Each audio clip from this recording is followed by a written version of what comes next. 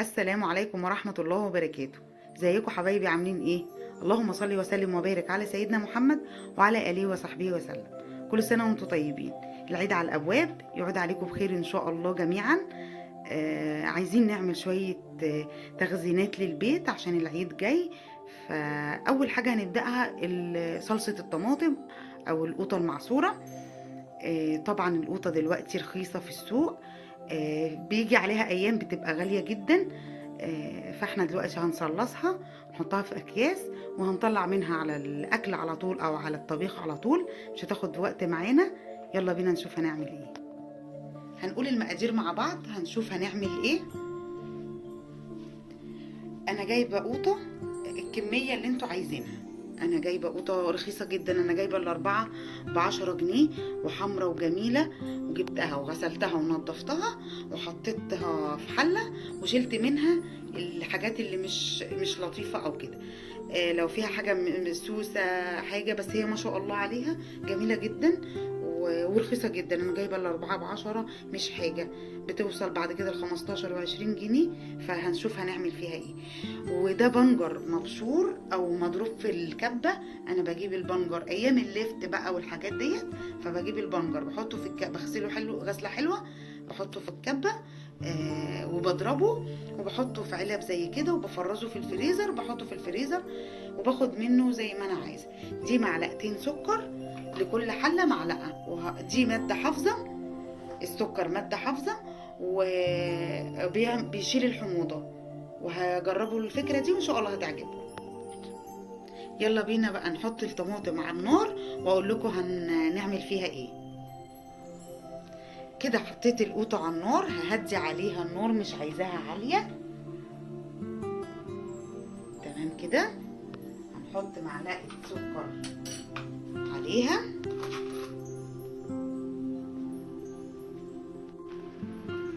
هنحط معلقه السكر، هنا معلقه وهنا معلقه، دي ماده حافظه بس مش اكتر.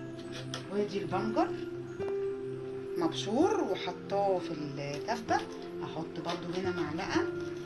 هي القوطه بسم الله ما شاء الله مش محتاجه حاجه، بس انا هحط هنا معلقه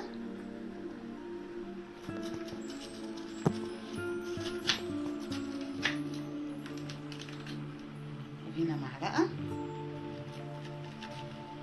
كمان،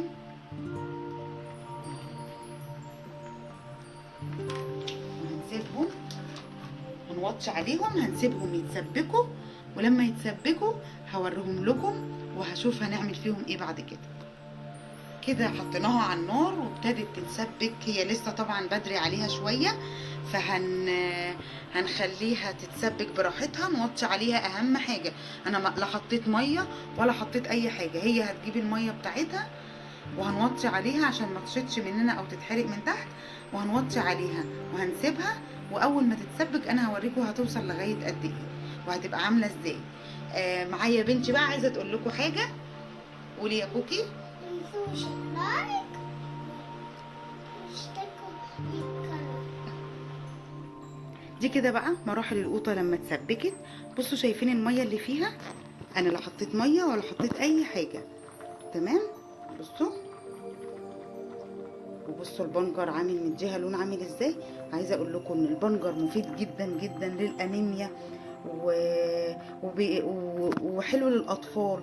فبما ان الاطفال ما بيحبوش في الاكل او يبان، ففي الصلصه مش هيبان طعمه. وهيبقى حلو جدا ومفيد جدا. والسكر قلنا معلقه السكر بتبقى ماده حافظه، وبتمنع الحموضه بتاعه الصلصه او الطماطم. هنضربها بقى دلوقتي في الخلاط. لو سخنه يبقى مش هنضربها في الخلاط. لو عندنا خلاط هنسيبها شويه تبرد وبعد كده نضربها في الخلاط. انا عندي هاند بلندر وعندي خلاط، فهضربها في الهاند بلندر وهي سخنه عادي وهوريها لكم. بس كده كده طبعا مش هنحطها في الاكياس الا لغايه ما تبرد خالص، وهوريها لكم برده معاها. كده بعد ما ضربناها، انا ضربتها سخنه لان عندي هاند بلندر. لو في الخلاط هنستنى لما تهدى وتبرد وبعد كده نضربها وهنحطها في اكياس. انا طبعا مش هحطها في اكياس دلوقتي، هحطها لما تبرد. تمام. انا عايزه دلوقتي اوريكم، احطها لكم في اي حاجه تبان لونها. عايزه اقول لكم تحفه جدا. ثانيه واحده هوريها لكم دلوقتي. بعد ما صلصناها وضربناها بالهاند بلندر او في الخلاط بس بعد ما تبرد. بصوا لونها، بصوا قوامها بقى، بصوا تقيله ازاي. انا ما حطيتش نقطه ميه، احنا سيبناها تجيب الميه بتاعتها، بعد كده ضربناها في الخلاط او الهاند بلندر وهنسيبها تبرد وبعد كده هنحطها في اكياس. عايزه اقول لكم البنجر مفيد جدا للصغيرين وللكبار، للانيميا، ليه حاجات كتير قوي مفيده.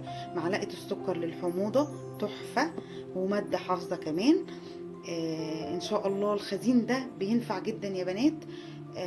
حاجة قليلة، مش شرط كمية كبيرة، حاجة قليلة ممكن نشيلها هتيجي في اي وقت تنفعنا. الحاجة بتغلى نروح مطلعين من الحاجات اللي احنا مخزنينها.